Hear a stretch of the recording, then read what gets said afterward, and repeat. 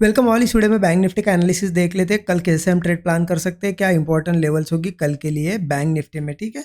और देखिए आज था मंडे, जैसा कि हमने निफ्टी में देखा हमारा एक कॉल साइड का भी ट्रेड बना मॉर्निंग में, और यहाँ पे जो सेलिंग आई शार्प सेलिंग वो भी हमने कैच की, क्योंकि डॉट टू डॉट लेवल से ही ट्रेड बना था। तो हमने एक कॉल साइड का भी ट्रेड अचीव किया और पुट साइड का भी एक टारगेट यहाँ पे अचीव किया है। ठीक है।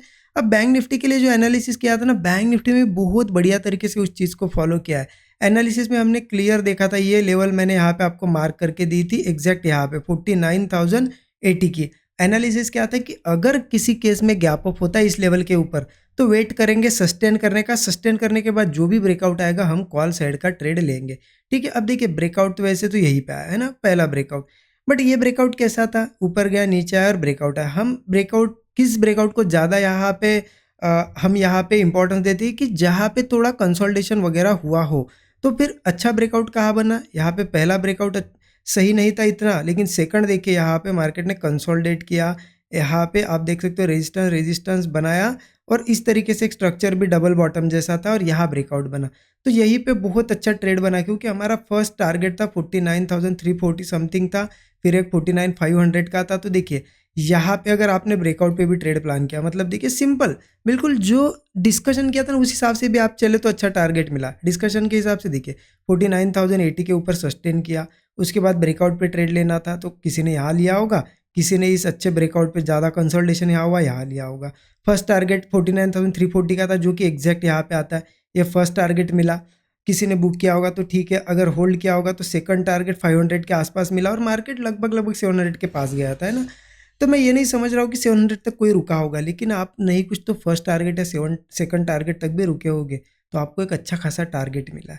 तो एज पर एनालिसिस बहुत अच्छा ट्रेड मिला। ज़रूर कमेंट में बताइए आपने ये ट्रेड लिया या नहीं लिया, या फिर मिस किया आज के दिन, क्योंकि अवॉइड करना तो बनता ही नहीं था। क्रिस्टल क्लियर ट्रेड था। ठीक है। मैंने पर्सनली आपको पता है निफ्टी में ट्रेड प्लान किया था, बहुत अच्छा टारगेट वहाँ पे बुक किया है, तो मैंने बैंक निफ्टी में ट्रेड नहीं लिया। ठीक है। मैं कोई भी एक जगह प्लान करता हूँ, क्योंकि वहाँ भी प्रॉफिट ही बनाना है, यहाँ भी प्रॉफिट ही। फिर दो जगह ट्रेड लेने से अच्छा है जहाँ अच्छा आपको अपॉर्चुनिटी लग रही है पूरी रिस्क वहाँ ले लो और अच्छा प्रॉफिट बनाओ। ठीक है। क्योंकि लॉस जाना होगा ना तो दोनों जगह जाएगा। ऐसा नहीं है कि निफ्टी टारगेट दे देगा और बैंक निफ्टी नहीं देगा। ठीक है। टारगेट मिलना होगा तो दोनों में आएगा, या फिर एसएल जाना होगा तो दोनों में कहीं भी आप ट्रेड लो जाएगा। इसलिए मैंने सिंपली निफ्टी में ट्रेड प्लान किया, अच्छा ट्रेड मिला था, अच्छा टारगेट बुक हुआ। आप ज़रूर कमेंट में बताइए आपने निफ्टी में ट्रेड लिया, बैंक निफ्टी में, या फिर बैंक निफ्टी में लिया, और ये ट्रेड मिस किया या लिया कॉल वाला मुझे ज़रूर बताइए। ठीक है। अब देखते हैं कि कल कैसे ट्रेड प्लान करना है। उसके लिए मैं एक बार डेली चार्ट दिखाना चाहता हूँ, क्योंकि डेली चार्ट पे एक शूटिंग स्टार कैंडल बनी है। और बहुत से लोग क्या है ना, जब टॉप के पास हम ट्रेड कर रहे होते हैं ऐसी शूटिंग स्टार वगैरह बनती है, जैसे कि यहाँ बनी थी, तो सेलिंग का थोड़ा मन में आता है। यहाँ पे भी शूटिंग स्टार बनी, लेकिन देखिए मैं कल यहाँ पे, हो सकता है रेड कैंडल बने भी, ऐसा नहीं कह रहा हूँ कि नहीं बनेगी, क्योंकि कंटिन्यू किया, हो सकता है बने भी, लेकिन मैं कल ज़्यादा पुट में इंटरेस्टेड नहीं हूँ। ठीक है। अगर नीचे वगैरह ओपन होता है तो बिल्कुल पुट में इंटरेस्टेड नहीं हूँ, क्योंकि मुझे लग रहा है कि जिस तरीके से मार्केट ने, देखिए मार्केट ने यहाँ पे एक ब्रेकआउट बनाया। सबसे पहले आप मार्केट की स्ट्रक्चरिंग समझे, ब्रेकआउट बनाया, सस्टेन नहीं कर पाया, ब्रेकआउट हो गया, फिर नीचे आया, और एक शूटिंग स्टार कैंडल टॉप पे बना के आया। तो इसके हिसाब से मार्केट ने क्या करना चाहिए था, ऐसे करके कहीं नीचे जाना चाहिए था।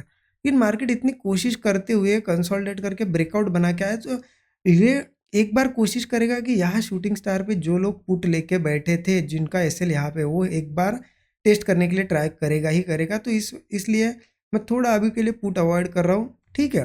कल के दिन एक बड़ी रेड कैंडल बने, एक दो दिन रेड कैंडल्स बने, तो ठीक है पुट बाद में हम देख सकते हैं, लेकिन अभी तो मेरा पुट के लिए कोई व्यू नहीं है, क्योंकि मार्केट ने ऐसा कोई अभी तक स्ट्रक्चर नहीं बनाया। ये भी कैंडल ग्रीन ही है, शूटिंग स्टार है लेकिन ग्रीन है, ऊपर ही क्लोजिंग है। ठीक है।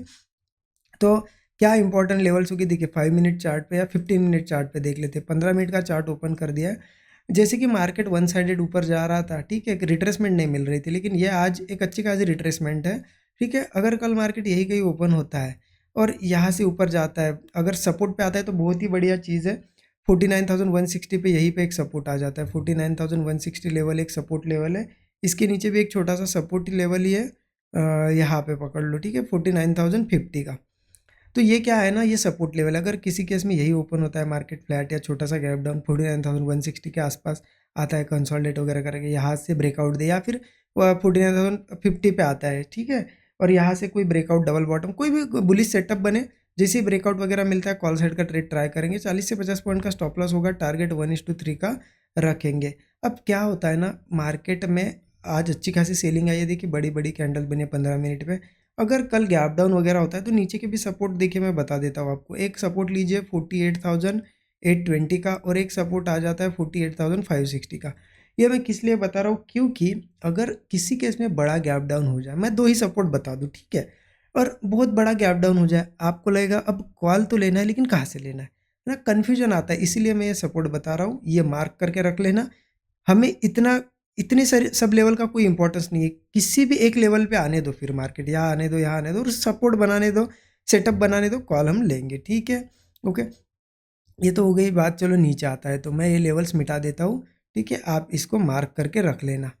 अब ये तो हो गई नीचे की बात। अब मार्केट किसी केस में चलो मान लेते हैं फ्लैट ही ओपन हुआ, ठीक है, फ्लैट ओपन हुआ, ऊपर जाने लगा, या फिर गैप अप ओपन हुआ, ऊपर जाने लगा, तो देखिए क्या है ना, ये जो रेंज बनी थी, ये रेंज जहाँ पे मार्केट ने बहुत देर कंसोलिडेशन किया, ये एक सेलर्स यहाँ पे एक्टिवेट है, तभी तो नीचे आया ना।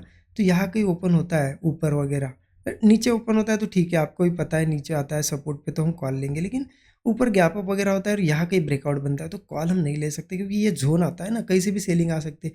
इसलिए अप साइड के लिए हमें कहीं ना कहीं ये ऊपर वाला लेवल निकालेगा मार्केट, उसका वेट करना पड़ेगा। ये लेवल आ जाती है 49,675, ठीक है। अगर मार्केट किसी केस में यहाँ से निकल के आए या गैप अप करके इसके ऊपर ही ओपन हो, कहीं पे भी हो, हमें वेट करना है इस लेवल के ऊपर सस्टेन करने का। अगर इसके ऊपर सस्टेन करके कोई ब्रेकआउट आता है तो हम कॉल साइड का ट्रेड लेंगे। स्टॉप लॉस वही 40 से 50 पॉइंट, टारगेट 1:3 का रहेगा। अगर टारगेट की बात करूँ ना तो देखिए 49,675 के बाद मुझे सीधा सीधा टारगेट यहाँ से दिख रहा है 50,300 का एक लेवल दिख रहा है, ठीक है। देखिए पहला तो 50,000 का होगा, क्योंकि 50,000 अब तक टेस्ट नहीं किया है ना बैंक निफ्टी ने, तो 50,000 का लेवल तो बहुत एक रेजिस्टेंस तो अपने आप में ही है। अगर इसको भी ब्रेक करता है तो देखिए 50,300 और 50,440, ये ऊपर के ये रेजिस्टेंस लेवल 2-3 है। तो अगर किसी केस में गैप अप वगैरह करके सेटअप बनता है, आप ट्रेड में बैठते हो, अगर 1:3 के ऊपर टारगेट मिल रहा है तो आप ये 50,000, 50,300, 440 ये एज अ रेजिस्टेंस या फिर एज अ टारगेट यूज कर सकते हो, ठीक है, ये लेवल्स। आई होप आपको समझ में आया होगा। यहाँ पे नीचे आता है तो सपोर्ट से प्लान करेंगे, गैप अप होता है थोड़ा वेट करेंगे ऊपर जाने का, ठीक है। लेकिन यहाँ से गिरता है कंटिन्यू तो मैं पुट में थोड़ा इंटरेस्टेड नहीं हूँ, क्योंकि आज तो सिर्फ एक करेक्शन आया है। अब कल भी कंटिन्यू सेलिंग आती है तो कह सकते हैं कि हाँ अब सेलिंग में कन्वर्ट हो रहा है मार्केट। अभी इस करेक्शन पे हम डिसीजन नहीं ले सकते ना, ठीक है। ओके, तो इस तरीके से हम ट्रेड प्लान करेंगे। देखिए एनालिसिस अच्छा लगा तो ज़रूर कमेंट करिए, लाइक करिए, अपने दोस्तों के साथ भी शेयर करिए। अगर लर्निंग करनी है 13 आवर्स का कोर्स भी चेकआउट कर सकते हो, इस वीडियो के डिस्क्रिप्शन बॉक्स में आपको लिंक मिल जाए कोर्स की। Thank you so much everyone.